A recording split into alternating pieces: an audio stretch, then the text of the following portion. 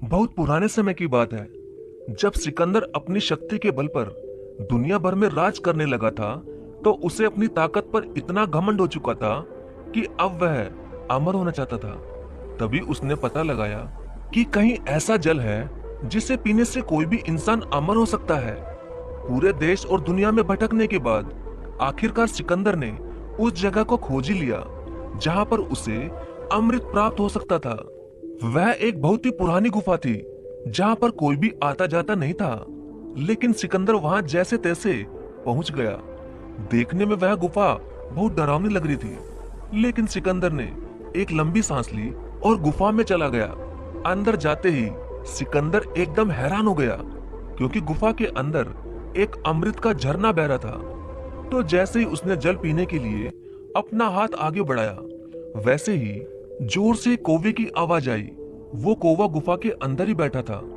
तभी वो कौवा जोर से बोला, ठहर जाओ, रुक जाओ, यह जल पीने की भूल मत करना। तभी सिकंदर ने कौवे की तरफ देखा। वह कौवा बहुत ही बुरी दशा में वहां पर बैठा हुआ था।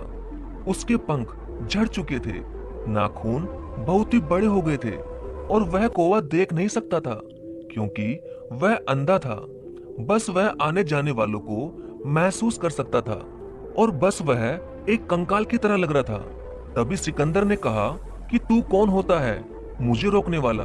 मैं पूरी दुनिया को जीत सकता हूँ, तो यह अमृत पीने से मुझे कौन रोक सकता है?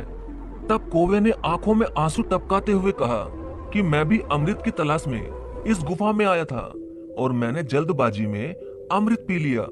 अब मैं कभी मर नहीं सकता, पर अब मैं मरना चाहता हूँ, लेकिन मर नहीं सकता। देख लो मेरी ऐसी हालत।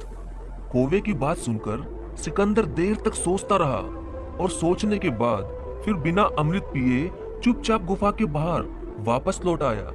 सिकंदर समझ चुका था कि जीवन का आनंद उस समय तक ही रहता है जब तक हम उस आनंद को भोगने की स्थिति में होते हैं।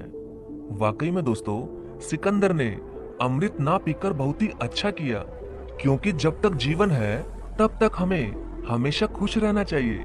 हमें कभी भी खुश रहने के लिए किसी अमृत, बड़ी सफलता या समय का इंतजार नहीं करना चाहिए, क्योंकि समय के साथ हम भी तो बूढ़े हो जाते हैं और फिर अपने जीवन का असली आनंद कभी नहीं उठा पाते।